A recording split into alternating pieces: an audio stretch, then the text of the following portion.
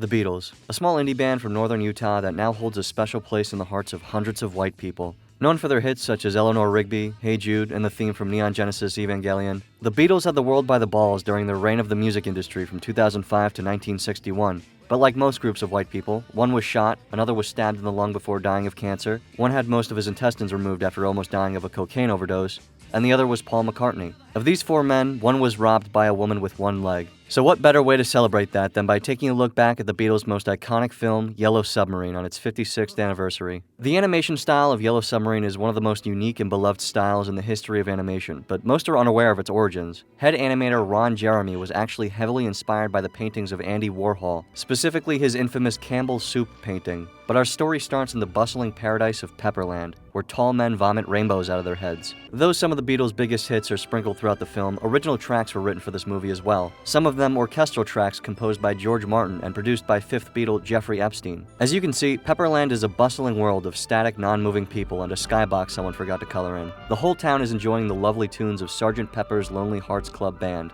But trouble is brewing. Over the river and through the wood, there's blue meanies afoot. As the story goes, these blue pricks want nothing more than to kill music because music is a sign of the devil or some dumb shit like that. As the film explains, the only known way to kill music is with tall people who drop apples and vaguely Middle Eastern people with their stomachs slit open, all part of their armada, topped with a flying hand. The blue meanies artillery are actually based on real-life arms used by England during the Great War. So at their lord's command, the blue pricks begin shooting people. The Sgt. Pepper's Lonely Hearts Club Band are frozen in a blue circle while everyone else dies. One by one, their stories come to a close, but one alcoholic refuses to die. After a daring escape from a floating hand, Red Old Guy runs to a quartet for help. But after most of them die, they rush to the yellow submarine that exists for some reason. The old guy tells the slightly older looking guy that they need to escape, but instead, the slightly older looking guy just tells him to go, so he goes.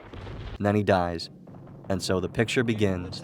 After a very happy-sounding intro featuring some of the most evil-looking things you've ever seen, the audience is welcomed to the achromatic, twilight-stricken hellscape known as England. After another musical number focused on how miserable British people are for being British, we're finally introduced to our first Beatle, Ringo Starr, voiced by none other than the one and only Paul Angelus. Liverpool can be a lonely place on a Saturday night. Known best for his work as Danny Tanner's stunt double and being the inventor of the fork, Ringo continues his stroll along the streets of Liverpool before finding himself at the Beatle house or something. Red alcoholic pleads for help and the two stroll through the house of AIDS. In this house, they find a room full of people who famously died of drug overdoses. In the next room, they find the famous fictional monster Frank, who is secretly John Lennon. Two Beatles remain. The fellows look through the Indian door where they find George Harrison ruining his career. Get it?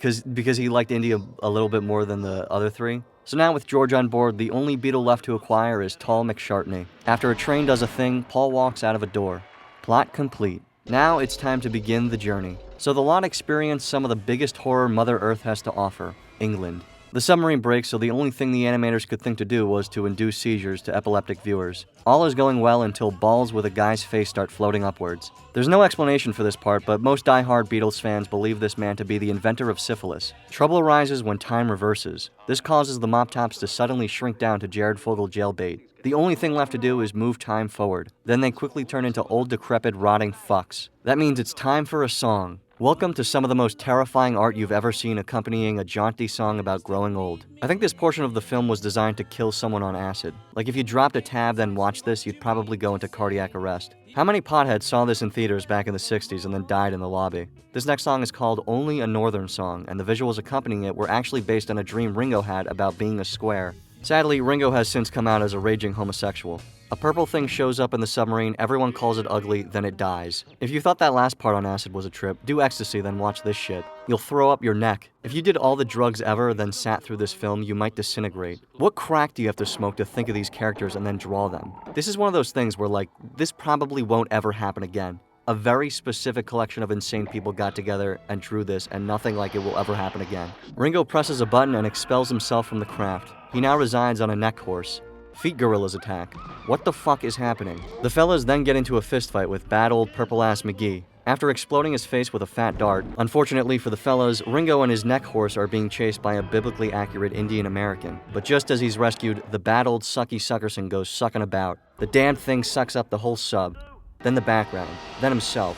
What a cock-sucking moron. What a fat cock-sucking moron. Now the motor's broken, but the Beatles are in luck. Although they may be trapped in this nowhere land, there's a little fella typing away. Meet Jeremy Hillary Boob Food, a daffy old creep who is played by none other than the late great Shigeru Miyamoto. After fixing the submarine's motor, he shows off his pointless knowledge of meaningless garbage, and in return, the boys sing him a song about how pathetic and sad he is. What a bunch of assholes. Everyone in this movie is a complete dickbag. After Ringo guilts them into it, Paul, John, and British Eyebrows agree to take Jeremy along for the ride. Now the propeller's broken. Jeremy, played by Bill Murray, is able to fix it, but accidentally sends it on its way with the red alcoholic inside. So now they're stranded. The only thing they can do now is sing, apparently. Why the fuck are they singing all the goddamn time? Who the hell do they think they are? A lot of Beatles fans don't know this piece of trivia, but the song Lucy in the Sky with Diamonds is actually a love letter written for Her Majesty Queen Elizabeth. The lyrics Lucy in the Sky with Diamonds are actually the acronym LSD, which stands for Large Sucky Dork. After walking through the land of whatever the baked artist could think of in that very moment, the crew gets sneezed away into a Happy Wheels ball fall. After some dicking around, it seems a blue meanie has found his way into the land of holes and steals Jeremy. And just when I was starting to care about his character, I've got a hole in me pocket. the fellas seizure their way back to reality and are now suddenly in Pepperland because that's how plot works in this movie. Oh, and the yellow submarine is back because, you know. Yeah. The old fogey is sung back to health and meets the Beatles. It's now up to the Beatles to take the place of Sgt. Pepper's Lonely Hearts Club Band and restore life to the dying hellscape of Pepperland. After 6 men invent gay people, we learn that even taller men are dropping apples on people to freeze them and turn them gray because literally anything, I guess. Veteran Beatles fans may recognize these shoe guns as Is the Was Were. After a good fisting, the boys sneak their way up a hill of blue men and then get shot at. Straight up assault rifle. And then they get jump scared by a turtle-snapping Turk. I enjoy that the enemy variety is very varied and that one of them is just a fat Turkish guy. Classic horror trope. Clowns, killer dogs, and Turkish guys. At the top of this hill, they finally get their hands on the Sgt. Pepper attire. After dressing up like douchebags, it's time to sing like some too. After death by bagpipe, the lads wait until morning for some reason to run down a hill as blue meanies are risen from their sinister snoozes from an alarm. Now it's time to die. This chase scene is something out of a Kubrick film, truly art. And check out this camera angle. After a daring escape, they come across a line of slender men. They bonk one by one before being held at gunpoint. I gotta say, not to get political or anything, but the damage this film did to the blue community is deplorable. I mean, just because blue people are gross, greasy, money-grabbing fuckbags doesn't mean we should hate them. Paul McCartney wrote Ebony and Ivory, not Ebony, Ivory, and Lazuli. I take back what I said, actually. Fuck the blue community. And God bless the Beatles for outing them for the yellow-teethed bloodsuckers they are. Anyway, running through the crowd, the lads start playing, and it just straight up kills those dirty fucking blue meanies. You're such a lovely audience. We'd like to take you home with us. We'd love to take you home. After a very sexually tense moment with John, Paul incorrectly sets up the wrong Beatle to sing With a Little Help from My Friends. Off-screen, we catch up with his blueness. He incites war, and then we get this shot of all the enemies, and there's the glove. He's stroking it like a giant blue cock. Then he licks the nothing, and whoa! Well, look who it is after almost 15 minutes. It's Jeremy. So John smokes a word, and then we get the glove fight. Now, this is actually one of the most unforgiving boss battles in this film. You have to use John's downbeat to spawn in letters, but you have to do it in a way that traps the glove. If you use his ult too early, then only Paul joins. You want to time it so all 4 Beatles are summoned for the ult, but if you did enough damage beforehand, then you should still be able to beat the glove with just Paul and John. If you did this all right, a blue glass ball should spawn in and a cutscene starts. You don't have to worry about this part since it's scripted, but basically, Ringo takes the hole out of his pocket and puts it on the glass ball. In the console versions, the texture isn't rendered properly, so the glass turns brown, but the cutscene will still play out regardless. Well, me oh my, here they are, Sgt. Pepper's Lonely Hearts Club Band. It's certainly a thrill.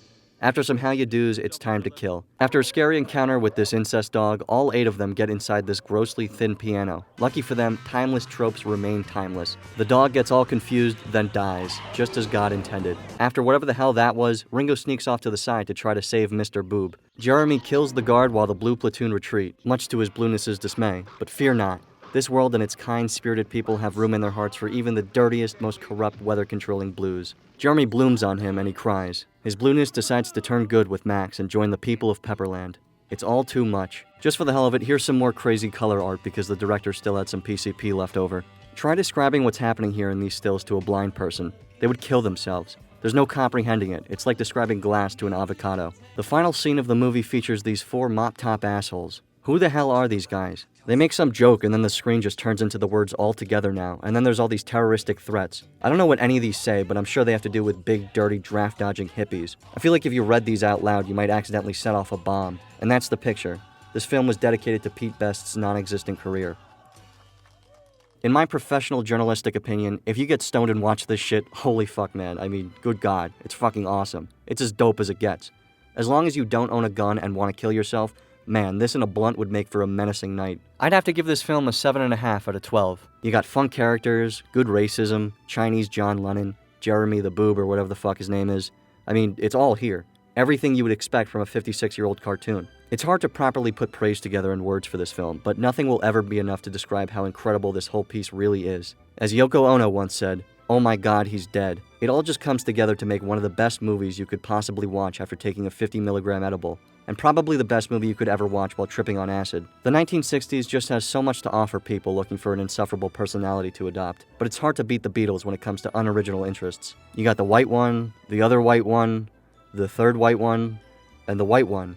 Everyone's here. The Beatles are all about inclusivity, and that's why this entire film was dedicated to the memory of Steve Jobs, who invented the Apple. If Abbey Road means anything to me, not counting the hit and run I've been fighting in court since January now, it's definitely the Beatles and their countless hits. From Goodbye Yellow Brick Road to Let It Be, if you need something white people listen to on a daily basis, the Beatles are where it's at. I've been Richard Tugger for True Review. Until next time, stay bi-curious. Where could we go? Argentina? Are you with us?